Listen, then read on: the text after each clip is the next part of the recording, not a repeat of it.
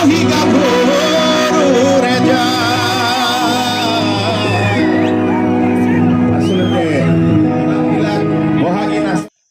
Everyone, মই অনুপম শইকীয়া স্বাগতম জনাইছোঁ মোৰ চেনেলৰ অন্য এটি ভিডিঅ'লৈ। আজি হৈছে 11 এপ্ৰিল, বহাগ বিহু উপলক্ষে আমাৰ ঘৰৰ পৰা অলপ আগত এখন বিহু কৰ্মশালা হৈছিল। এই 10 দিনীয়া বিহু কৰ্মশালাখনৰ আজি অন্তিমটো দিন। এই অন্তিমটো দিনত তালৈ আহিছে গায়ক মহেন্দ্ৰ হাজৰিকা আৰু অনুপম চক্ৰৱৰ্তী। এয়া মোৰ লগত আছে দীপাংকৰে মই তালৈ গৈ আছোঁ। ভিডিঅ'টো অলপো স্কিপ নকৰাকৈ আপোনালোকো গৈ থাকক মোৰ লগত। আৰু আমি তাত গৈ পোৱালৈ সময় হ'ল 6:45 আৰু তাত ইতিমধ্যে মহেন্দ্ৰ হাজৰিকা আৰু অনুপম চক্ৰৱৰ্তীয়ে শ্ব' কৰি আছে। আপোনালোকক সমগ্ৰ পৰিৱেশটো এবাৰ ভালকৈ দেখাই দিছোঁ। যিহেতু এইটো মোৰ জীৱনৰ প্ৰথম ব্লগ, কেমেৰাৰ আগত কথা কোৱা অভ্যাস মোৰ অলপো নাই।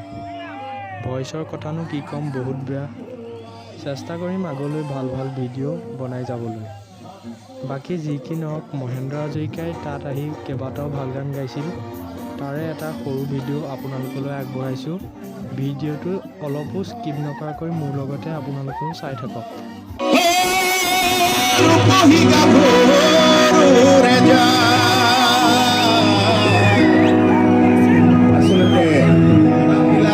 বহাগী নাচনী অনুপম, আমি অলপ কথা পাতো। ইমানবিলাক বহাগী নাচনী ৰূপহী গাভৰুৰ গাত মোৰ মন গ'ল নহয়, ভাল লাগিব নহয়। ৰূপহী গাভৰুৰে জাত বিহুৰ তুলি উখল মাখল, এবাৰো নেমাৰণে পাল। ৰূপহী গাভৰুৰে জাত